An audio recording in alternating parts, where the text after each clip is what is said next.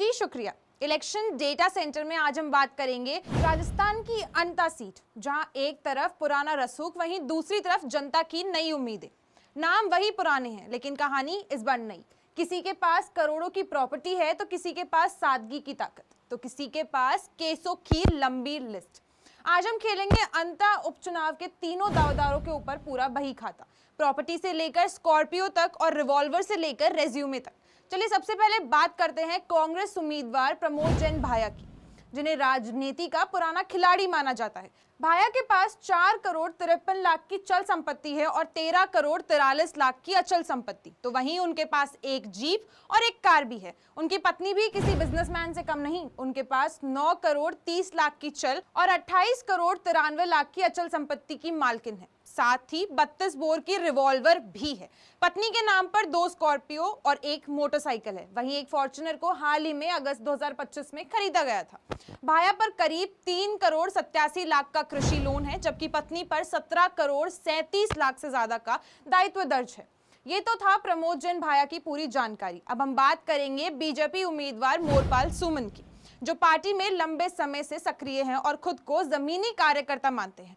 सुमन की कुल चल संपत्ति 45 लाख और अचल संपत्ति 55 लाख रुपए की है। उनकी पत्नी के पास करीब 25 लाख 28 हजार की कुल संपत्ति है। सुमन के पास एक मोटरसाइकिल, एक ट्रैक्टर और 12 मई 2025 में खरीदी गई स्कॉर्पियो है। उन पर केवल 17 लाख 50 हजार रुपए का लोन है, जो बाकी नेताओं के मुकाबले बहुत कम है।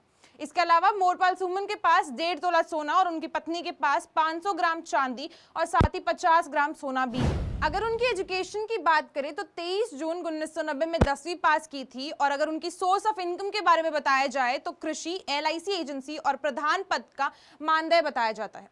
सीधे साधे अंदाज और साफ छवि के साथ सुमन इस चुनाव में बीजेपी की जनता के साथ, जनता से जुड़ाव वाली लाइन के साथ मजबूती से पेश कर रहे हैं। आपने प्रमोद जैन भाया और मोरपाल सुमन के बारे में सब कुछ जाना। अब हम आपको बताते हैं निर्दलीय उम्मीदवार नरेश मीणा के बारे में। निर्दलीय मैदान में उतरकर उन्होंने दोनों ही बड़ी पार्टियों की नींद उड़ा दी है। नरेश सबसे बड़े युवा और सबसे पढ़े लिखे उम्मीदवार हैं। उन्होंने 2002 में राजस्थान कॉलेज से स्नातक किया था। उनके पास 33 लाख 11 हजार की चल और 80 लाख की अचल संपत्ति है, जबकि पत्नी के पास करीब 42 लाख और 93 हजार की चल संपत्ति और 20 लाख की अचल संपत्ति दर्ज है। नरेश के पास एक स्कॉर्पियो और पत्नी के नाम पर एक स्कूटी है।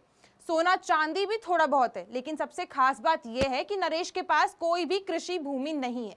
हालांकि उनके खिलाफ 22 आपराधिक मामले लंबित हैं। खुद को पेट्रोल पंप संचालक बताते हैं और सोशल मीडिया पर उनकी सक्रियता ने उन्हें सबसे चर्चित उम्मीदवार बना दिया है। राजनीति के इस मैदान में खुद को सिस्टम के बाहर से लड़ने वाले जनता का उम्मीदवार कहकर अपनी पहचान बना रहे हैं। तो ये था अंता उपचुनाव का गणित, जहां करोड़ों की संपत्ति भी है, सादगी की कहानी भी है और केसों की छाया भी। अब बटन दबाएगी जनता, लेकिन इतिहास लिखेगा नतीजा। अंत में फैसला सिर्फ सीट का नहीं, सियासत की सोच का होगा।